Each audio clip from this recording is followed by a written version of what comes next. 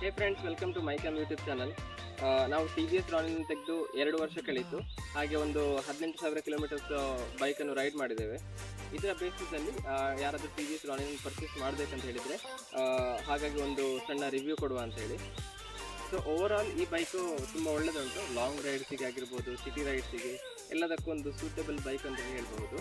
But ನಾವು purchase ಮಾಡಿದಂಥದ್ದು top ಮಾಡೆಲಿಗೆ ನಾನು purchase ಮಾಡಿದ ಟೈಮಲ್ಲಿ 2,07,000 ಆಗ್ತಾಯಿತ್ತು ಕೇರಳದಲ್ಲಿ.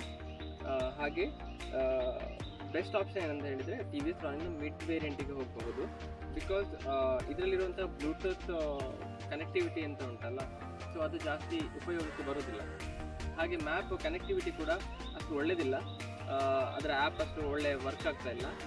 ಅದು ಸ್ವಲ್ಪ ಇದರ ಪೇಂಟ್ ಎಲ್ಲ ಹೋಗ್ತಾ ಉಂಟು, ಯಾಕಂದರೆ ಸ್ವಲ್ಪ ಇದು ಅಲ್ಯೂಮಿನಿಯಂ ಬಾಡಿ ಆಗಿರೋದ್ರಿಂದ ಆಗಿರ್ಬೋದು. ಇದರ ಪೇಂಟ್ ಎಲ್ಲ ಸ್ವಲ್ಪ ಹೋಗ್ತಾ ಉಂಟು ಆಫ್ಟರ್ 2 ಇಯರ್ಸ್.